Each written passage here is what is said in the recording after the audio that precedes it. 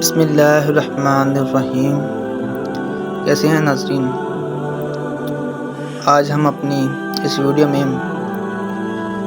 بنی اسرائیل کے 99 افراد کے قاتل کی توبہ کا واقعہ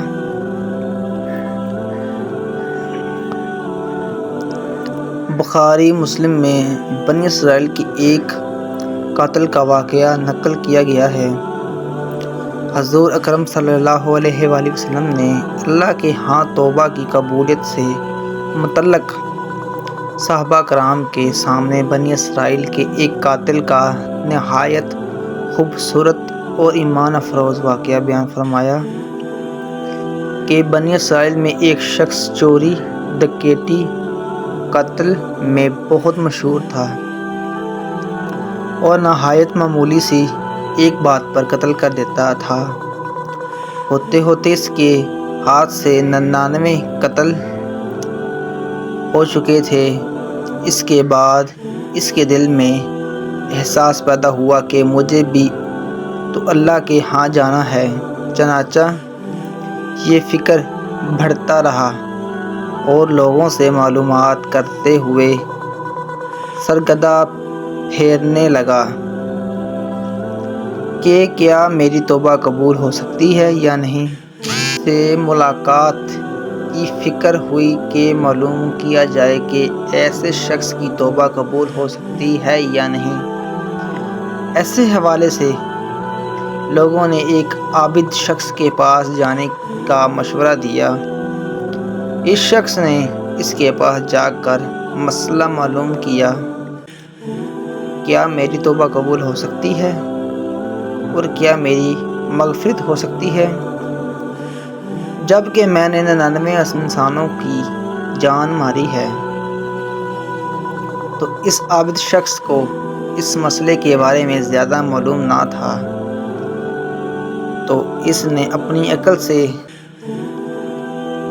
قیاس آرائی کی کہ جو آدمی 99 انسانوں کی جان مار سکتا ہے، اس کو مغفرت کہاں سے ہوگی؟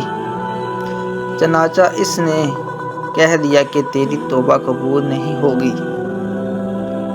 تو اس شخص نے غصے اور جلال میں آ کر اس کو بھی قتل کر کے 100 کا حصہ مکمل کر دیا کہ جب میری توبہ قبول نہیں ہوئی تو تجھے بھی ختم کر کے 100 پورے کر دیتا ہوں۔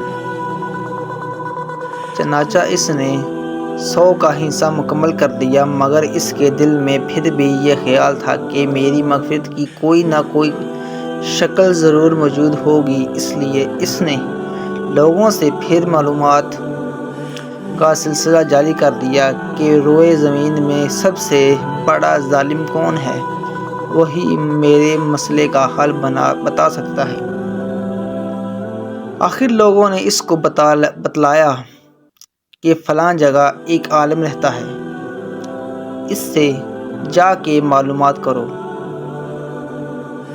چنانچہ اس نے اس عالم صاحب کے پاس جا کر اپنی زندگی کی ساری گزاری سنائی اور 100 آدمیوں کو اس طرح سے قتل کیا سارا کارنامہ سنا دیا۔ معلوم کیا کہ اب بتلائیے کہ میری توبہ قبول ہو سکتی ہے یا نہیں، کیا اللہ کے ہاں مجھ جیسے گناہ گار کے لیے بھی مغفرت کا کوئی خانہ ہے؟ تو اس عالم صاحب کو چنانچہ علم تھا کہ اس نے بتلایا کہ تیرے گناہ معاف کرنے میں اللہ کے ہاں کوئی رکاوٹ نہیں، اللہ کی رحمت کا سمندر تجھ جیسے گناہ گاروں کے گناہوں سے بہت بڑا اور بہت وسیع ہے۔ چنانچہ اس عالم صاحب نے اسے مشورہ دیا کہ فلاں جگہ سفر کر کے آؤ، وہاں کچھ اللہ کے بندے رہتے ہیں، ان کا مشغلہ صرف اللہ کی عبادت ہے، ان کے ساتھ مل کر اللہ کی عبادت کرو اور نادم ہو کر اپنے گناہوں کی معافی مانگو، اللہ انشاءاللہ تمہاری مغفرت ہو جائے گی۔ جب اس شخص نے آدھا رستہ طے کر لیا تو ملک الموت آ گیا۔ اب اس کی روح لے جانے کا مسئلہ کھڑا ہوا۔ آسمان سے رحمت کے فرشتے بھی آئے اور عذاب کے بھی۔ رحمت کے فرشتے کہنے لگے اس کی روح لے جانے کا حق ہم کو ہے، اس لیے کہ یہ سچے دل سے تائب ہو کر عبادت کے لیے جا رہا تھا۔ عذاب کے فرشتے کہنے لگے کہ اس کی روح لے جانے کا حق ہم کو ہے، اس لیے کہ اس شخص نے کبھی کوئی نیکی کا کام نہیں کیا۔ بعض روایات سے معلوم ہوتا ہے کہ یہ آنے والا فرشتہ حضرت جبرائیل امین تھے۔ چنانچہ اس فرشتے نے تشریف لا کر ان دونوں طرح کے فرشتوں کے درمیان یہ فیصلہ کیا کہ دونوں طرح کی مسافت ناپ کر کے دیکھ لو، جہاں سے آ رہا ہے اس کی مسافت قریب ہے یا جہاں جا رہا ہے وہاں کی مسافت، لہذا جہاں کی مسافت قریب ہو اس شخص کو وہاں والے میں شمار کر دیا جائے۔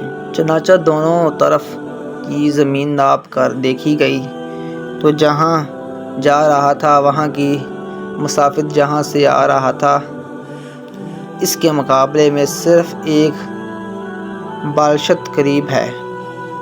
چنانچہ فیصلہ ہوا کہ مقامی مسیحت سے مقام عبادت صرف ایک بالشت، ایک قدم قریب ہے، اس لیے رحمت کے فرشتے کو اس کو لے جانے کا حق حاصل ہوا۔